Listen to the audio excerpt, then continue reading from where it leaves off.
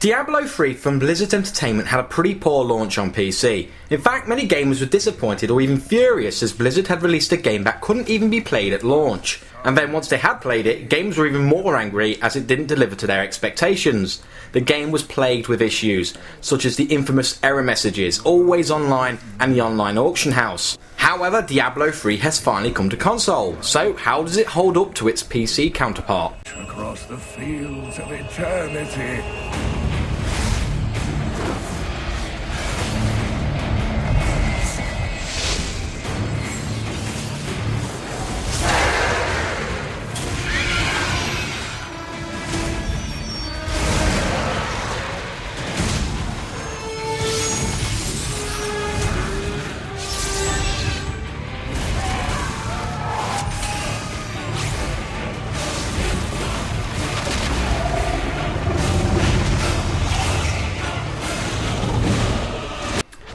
If you've never even heard of Diablo 3 before, don't worry. It's just a dungeon crawling game based on defeating numerous enemies, leveling up your character and finding precious loot, where you spend around 10 minutes deciding how to optimise that warrior for combat.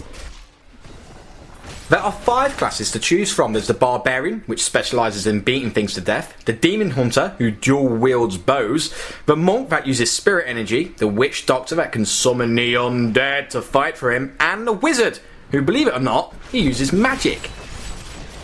The gameplay is pretty simple. You go from place to place, kill everything, level up and find decent equipment, and then beating the campaign and going on to the next difficulty.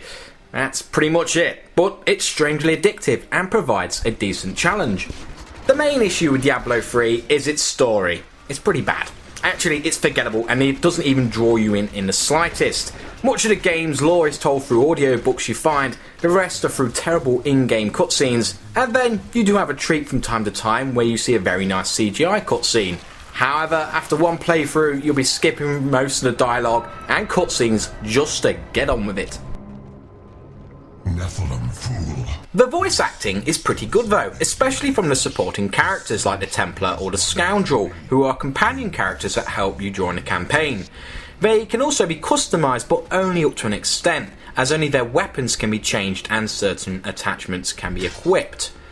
They also come with various unique abilities that can be used to assist you in battle. Some of them are very helpful, others not so quite. So, those that have played the PC versions may be wondering what the console version is like. Is it any better? Well, I can give you a clear answer. It is vastly superior to the PC version. Now, the visuals might not be up to PC standards, but that's about it. There's been many improvements to the console version. In fact, it's a pretty damn good port.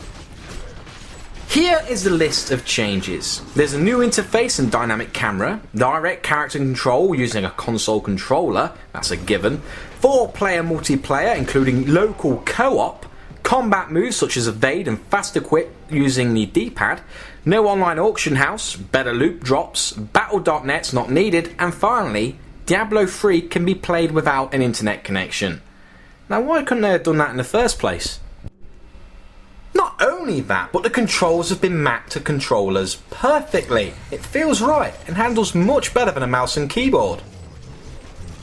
Diablo 3 is a fantastic port to console, however, for the full retail price of £40, I don't think there's enough content in the game to really warrant its price tag, especially after it's been released after several months. There hasn't been any extra bonus content added other than the minor changes. Yes, there might be difficulties to play through and there's PvP matches, but Diablo 3 really could have done with something we haven't already seen before. An infinite horde mode would be perfect for this game, especially on console. Whether or not we'll actually see a horde mode on Diablo 3 is another thing, but it would make a nice addition. Now it has to be said, Diablo 3 might not be for everyone.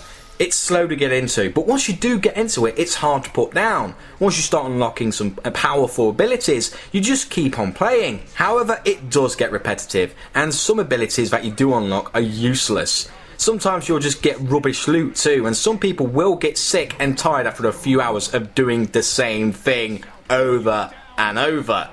However, Diablo really could have done with some bonus extras. A better story would have been nice, however, it has had some decent changes from the PC version, and it's certainly better for it.